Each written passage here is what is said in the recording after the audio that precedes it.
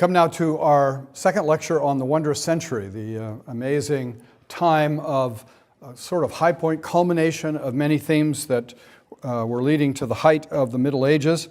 We're looking at the broad theme of church and society, and we come to one of the most well-known and controversial elements of medieval experience, and that is the Crusades. What were the Crusades? What was the importance of the Crusades? Why were there Crusades?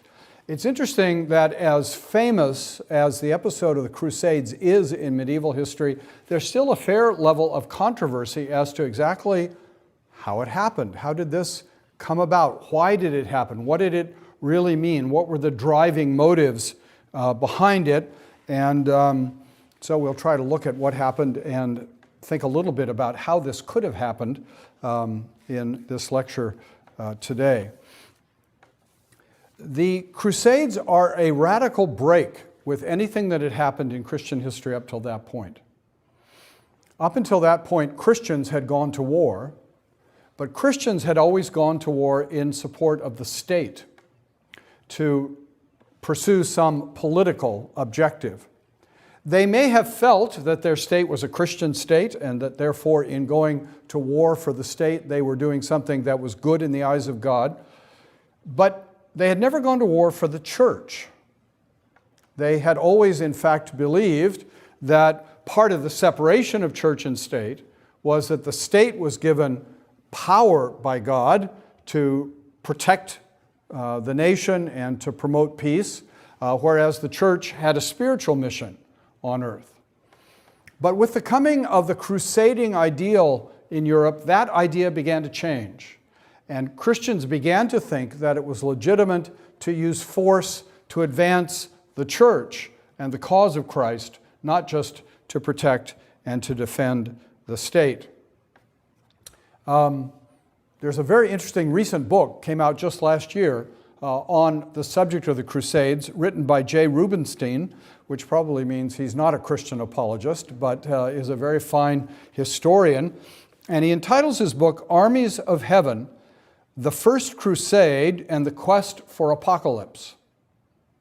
And he argues in there that while, to be sure, under the surface there were many causes of the crusade, there are a number of factors that could and should be taken into account to understand the Crusades, that at the deepest level, the Crusades were not an economic or political phenomenon in its deepest meaning. It's not to say there weren't economic motives for some people, there weren't political effects of the Crusades, but he says when you go back and you study the records, and you look at what people were saying about their own motives at the time, it was not political or economic in the first place. In fact, he says over and over again, you can see people who acted against their political and economic interests to become involved with the Crusades.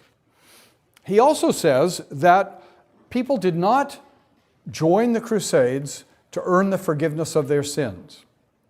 The church would come later to teach that people could receive time out of purgatory or forgiveness of sins for participating in the Crusades. But he says that's not the initial motive. That's not what drove people initially to become interested in the Crusades and to participate in the Crusades.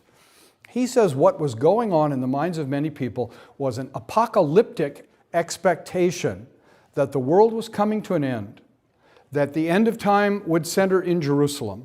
It was time for Christendom to rally around the needs of Jerusalem and perhaps hasten the coming of Christ and the end of the world. I think that's very important. I think it's very insightful. I think it's probably what was happening. After all, the crusading ideal began to emerge just before the 1100s. Christendom had been thinking about time. Christendom had been thinking at least a little, maybe not overwhelmingly, but a little about a millennium coming to an end, 1,000 years. Christians had been thinking about time back in the early 700s. The Venerable Bede, an interesting historian in England,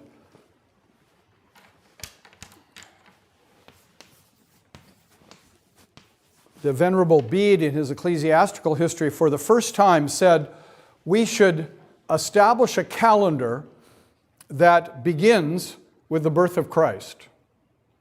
And we ought to call the time after the birth of Christ the year of our Lord, Anno Domini, A.D. And the time before Christ we'll call before Christ, B.C. And so it was the Venerable Bede in about 700 or so who really changed the way we thought about calendars and thought about time. And so time was on the mind of Christians.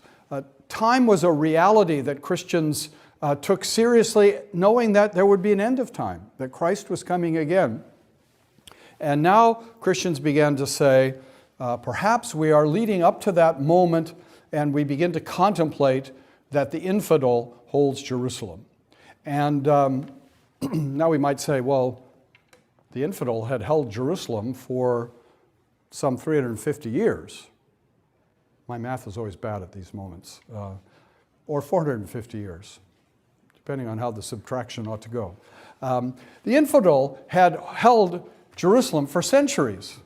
And why all of a sudden would Christians begin to think that this was so traumatic, so significant? Well, in part because in the 1000s, Christians began to be more interested in pilgrimages. They began to be more interested in traveling to holy sites. They began to become convinced that this was a way to become more holy, to go to holy places. And one of the places the really hardy wanted to go to was Jerusalem, to see the place where Jesus had died and where Jesus had been raised from the dead. And the really hardy, because it was a long and difficult trip, expensive trip, the hardy knew that there was the Church of the Holy Sepulchre in Jerusalem, built by Constantine's mother, based on a vision that she had where the crucifixion had taken place. And they wanted to see those holy sites. They believed it would be a blessing. It would make them more spiritual to be physically near to these holy sites. And so they wanted to travel there. And rumors began to come back to Europe that the Muslims were hassling and making difficult the pilgrimage of Christians to Jerusalem. It's difficult to know whether that's actually true or not, but that was increasingly the conviction of Europeans, that the Muslims were interfering with Christian efforts to visit the holy places. And that began to build this sense that Christians ought to be going, ought to win again the holy sites where Christ had lived and died and been raised, and that this would have eschatological significance to recapture the holy city. And so in response to the preaching, particularly of Pope Urban II, right at the end of the 1000s, about 1095, suddenly there burst out this energy and this passion to travel and to recapture Jerusalem for the Christians. And there is a kind of mystery in history. I think we saw it, we talked very briefly about the rise of Islam. Why was it all of a sudden, all of this energy amongst the Arabs, all of this expansionism amongst a people that had been very sort of quiet and not all that, expansive before? Or we go back further to the Romans themselves. If you go to Italy today, it's a little hard to think of the Italians being eager to go out and have an empire of the whole of the Mediterranean basin. There seems to sort of come a moment in history, and I'm not sure we can always understand all of the mystery that's involved there, that suddenly there's a level of energy that's never seen before. That seems to be what happens with the Crusades. All of a sudden, common people and nobility, great and small, rich and poor, powerful and insignificant, were gripped by this vision of doing something for Christ, they thought something really important for Christ by traveling to Jerusalem to capture it for Christ. Now, some have said, and no doubt truly, that the popes were glad to divert the nobility. This is just the time that's leading up to the investiture controversy that we already talked about. And it might be that the popes thought it'd be nice to have an emperor or two out in the Far East, or for them, the Far East, as opposed to being here in Europe. But that doesn't seem to have been the principal motivation. There seems to have simply been this ideal. And they didn't initially call it Crusades. That was a word that was adopted later, maybe as much as a century or two later. But crusade captures the sense of it because crusade was a French word that meant the way of the cross. They saw themselves sacrificing themselves, as Jesus had, taking up a cross, taking up self-denial to recapture the holy city for an eschatological purpose. And it doesn't seem primarily to have been getting even with the Muslims for having attacked Europe, although as late as 841, St. Peter's in Rome had been sacked by Muslims who had invaded from North Africa up through Sicily into Italy. So the Muslim presence had been real, but after all, 841 was hundreds of years earlier. And it's not primarily revenge, it's this ideal of doing something for Christ. And it is estimated that perhaps as many as 100,000 Europeans headed east from Europe in that first crusade to try to regain Jerusalem. And the amazing thing is, they succeeded. In the providence of God, the first crusade went forth at a moment of a great deal of internal dissent and weakness in the Muslim world. And the Crusaders were able to enter Jerusalem on July 15th, 1099. So the goal of the crusade was in this most remarkable way realized. And it seemed then a validation of the vision, of the expectation, of the hope. And the capturing of Jerusalem was a terrible thing. The Crusaders slaughtered people. The streets ran with blood. And the Muslim world has never really recovered from that vision of Christians slaughtering Muslims, but also slaughtering Jews and others in Jerusalem, other Christians in Jerusalem. Again, this mysterious energy giving vent to this horror there in the city. Now, of course, it seems to me in the interest of historical fairness, even though no one is actually interested in historical fairness, that it ought to be observed that after all, the Muslims had captured the city from the Christians in the 600s. But they had not been as vicious and as violent as the Christians were when the Christians recaptured the city. We have to recognize that. But to hold the Crusades purely against the Christians as if the Muslims had never raised the sword in the proclamation of their faith is a little bit inconsistent, it seems to me. And I have been tempted to say, although I'm too smart to say it, except to you, just amongst ourselves, that if they're really opposed to crusading, I suppose they ought to give Istanbul back to us, since they took it after the Crusades from the West were over. But reason never gets you anywhere in history. Now, the history of Jerusalem had been a very curious history. In the 2nd century, after the Jews had revolted again against Rome, Rome put down the Jewish rebellion and forced all Jews out of the city of Jerusalem and renamed the city, Aelia Capitolina, after a minor Roman goddess. And Jews were not permitted for a long time to live in Jerusalem. And only with the coming of Constantine was Jerusalem reconstituted as Jerusalem so that he could build the Church of the Holy Sepulchre there, and it became then a predominantly Christian city until it fell in 638 to the Muslims. So Jerusalem had had quite a checkered history. It had had great varieties to it, and now it was in Crusader hands. And the Crusaders determined that one of the leading noblemen who had fought in the Crusade should be named King of Jerusalem. And that man's name was Godfrey de Bouillon, Uncle Godfrey, we call him in the family. He was actually from Belgium, and he was so pious that he said to be named King of Jerusalem was inappropriate. for anyone except Jesus, and he wanted simply the title Baron of the Holy Sepulchre.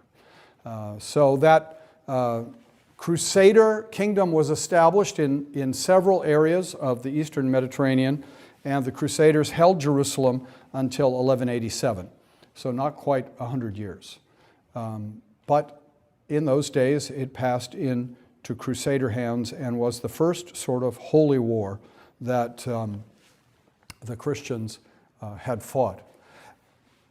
In 1187, the Muslims, who by that time had regrouped and re-strengthened themselves, were able to recapture the city. But the ideal in Europe did not go away. And there were some 5 major crusades in the Middle Ages to try to recapture the city. We can't go into all the details of all of them, but we might mention briefly the Third Crusade, which is probably the one that has inspired the imagination of the West the most. It had the most glittering leadership. It was launched right after the fall of the city of Jerusalem. It was launched in 1189 and went on for about some 3 years. It was led by the Emperor Frederick Barbarossa from the Holy Roman Empire, King Philip Augustus of France, and Richard the Lionhearted of England.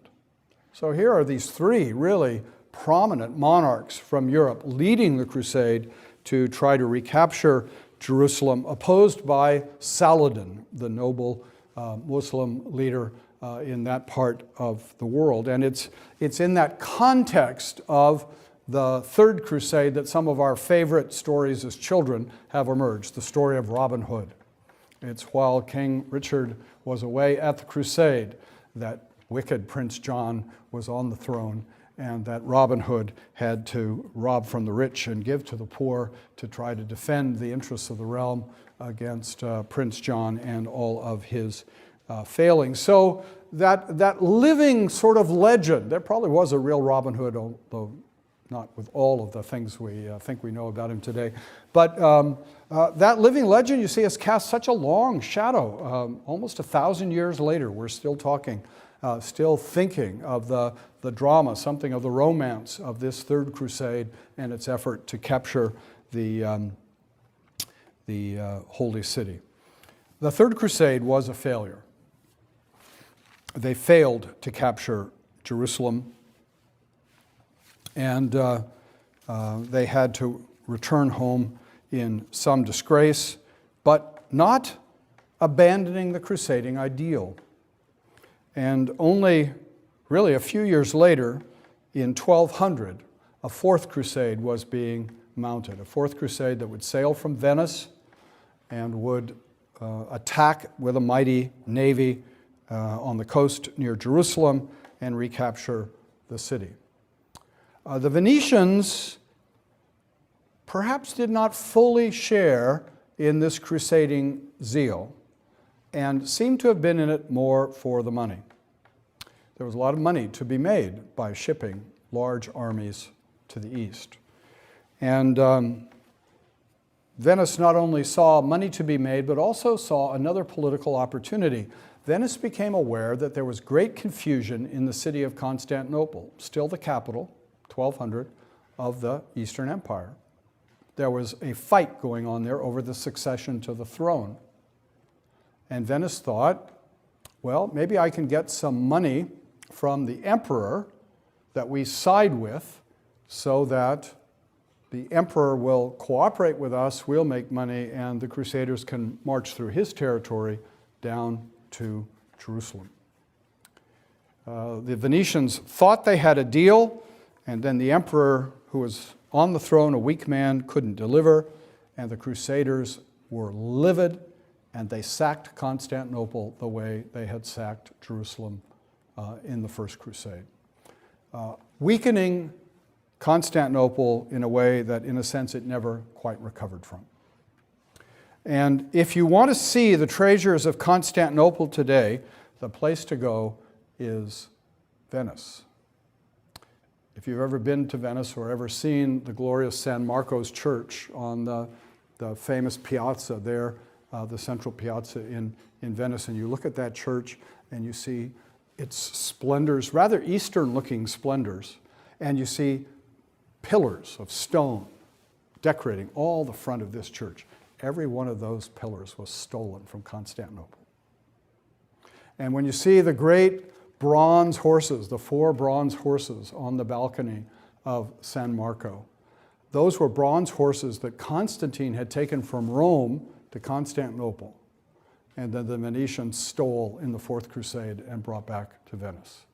And you can go into San Marco and see all sorts of gold and cloisonne and other jewels that were pirated from Constantinople to Venice in the 4th Crusade.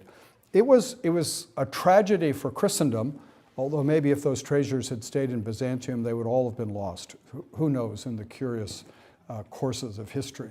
But this sacking of Constantinople and then the establishment of what came to be known as the Latin Kingdom of Constantinople, it lasted for about 60 years.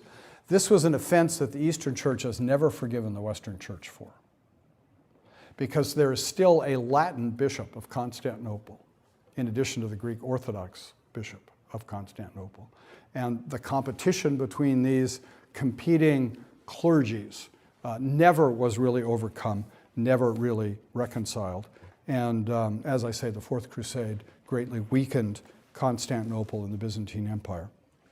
The last crusade, we'll talk about the 5th Crusade, led by the Emperor Frederick, negotiated and actually recaptured Jerusalem through negotiation, which he was able to hold only for about 15 years. That was the last time the West was able to hold Jerusalem. But the ideal of the Crusades continued for centuries thereafter. There were still efforts to mount crusades in the 15th and the 16th century to recapture Jerusalem. It's a curious moment, a curious development in Western experience, and a major shift in attitude that it might be right to take the sword and shed blood to advance the Church of Christ. Not just Christian states, but the Church and the Christian cause. And it has left, I think, a very dark wound on Christianity in the mind of many, and especially, of course, in the mind of Muslims.